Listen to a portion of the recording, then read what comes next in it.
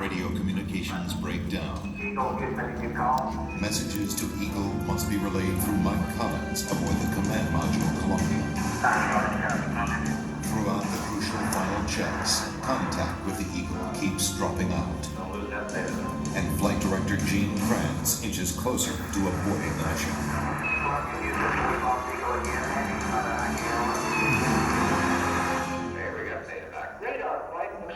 With the vital computer links temporarily holding, the moment of decision is now. Okay, all flight controllers, gonna go for landing. Let's go. Go, Adam, go, and go. Roll, go, Falcon, go, INSP, go, Econ, go, Surgeon, go. Capcom, go for landing. Eagle, get secure, go for landing, over. Understand, go for landing. 1, 0.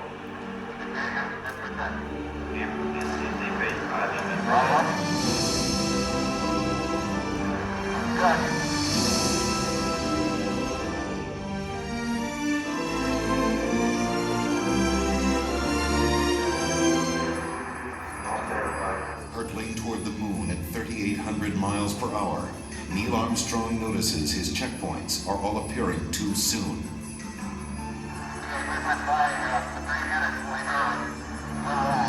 This means a serious navigation error. You think you're a little bit long downrange? At these speeds, 3 seconds long means missing the safe landing zone by 3 miles.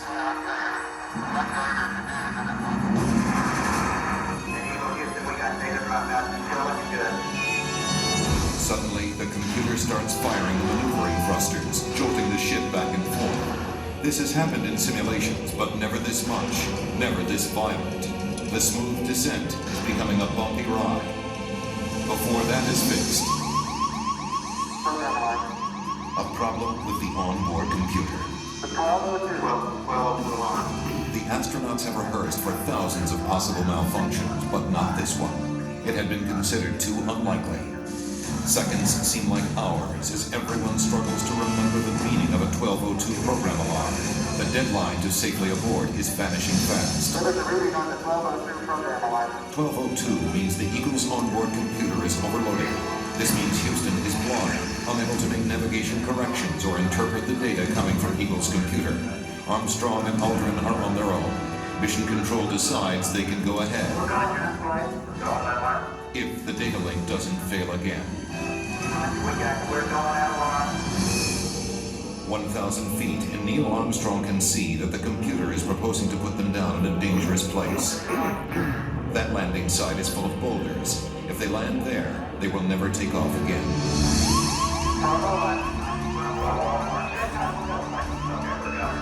At 350 feet, Armstrong ignores his computer navigation and veers away from the rocky landing site with no time to explain to Mission Control. Okay, all flight controllers in cut. In Mission Control, everybody is stunned. At 300 feet, the Eagle has left its flight plan and taken off at full speed across the face of the moon. Eagle, Houston, it's descent to fuel. Monitor, over. 90 seconds of fuel remaining.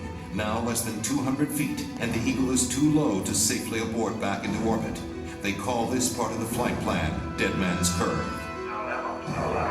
All that's left for Mission Control is to read off the fuel remaining in seconds. 60 seconds. The entire moon landing has come down to 2 men and 1 minute. Forward. Put your down, 2.5. And 30 seconds. 30 seconds. Lights on. Down 2.5. Forward. 30 feet, 2.5 down. 3 down.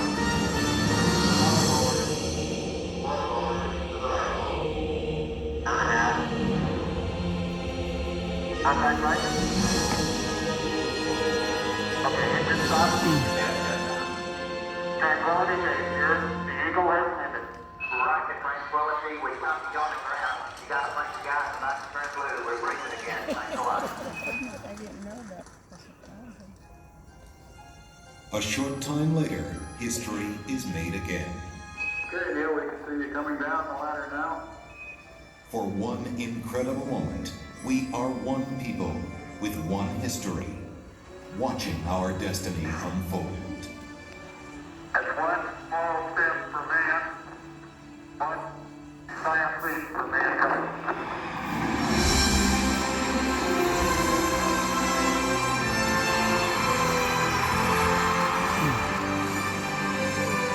Armstrong is on the moon. Neil Armstrong, 38-year-old American.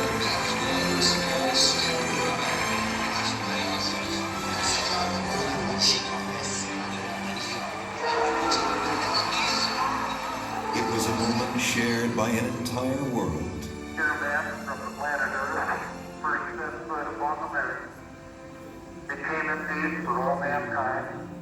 With these first steps, mankind stood on the highest ground, and we saw our planet as our home port in the endless ocean of space. There was something which was surprising to me that occurred as I was standing on the surface. Just after we had landed, I'd gone down, standing on the surface and looking at planet Earth for the first time, seeing the beauty, seeing the finiteness of it, the limits of it, and realizing what a shame it was that people were confronting each other on that planet without realizing what it was doing to the planet. It was a very emotional moment for me. I actually shed a couple of tears. Something totally unexpected for an engineer, fighter pilot to be crying quietly up there on the moon. Mankind had achieved a tenuous foothold in the heavens, and a new and exciting world lay waiting to be explored.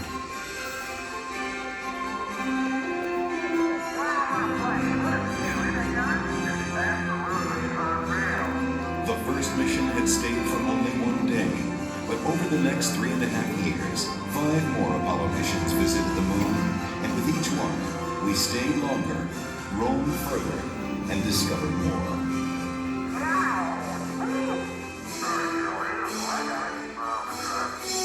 I never thought when I was a kid building rockets, in high school, that we would go to the moon, before the end of the century. I mean, I thought that was something that was way in the future, fantasy.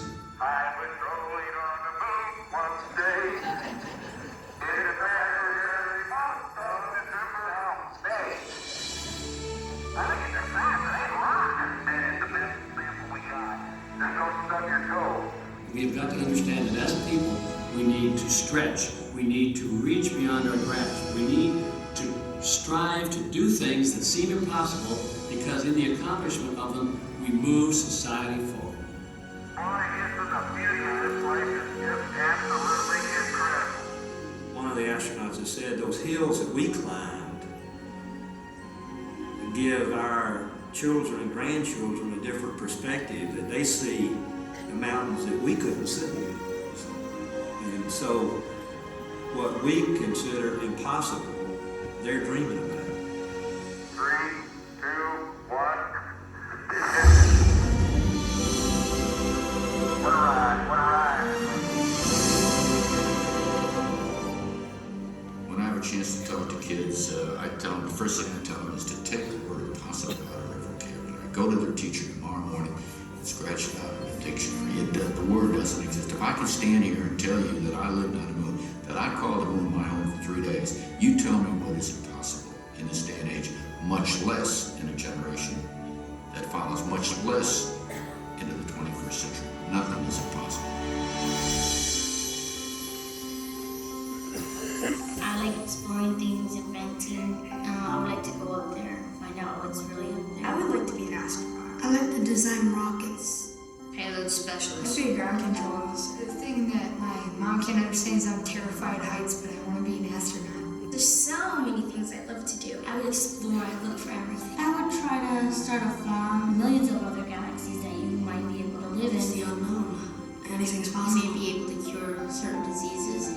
Mars and dance on it. Play basketball, but you could still be short, because then you could fly up in the air. Baseball would be awesome. Hit the ball, you hit a home run every time. There are a lot of things that can benefit mankind that we, because of science, we simply cannot do on Earth. It's such a big universe, and it's kind of strange to think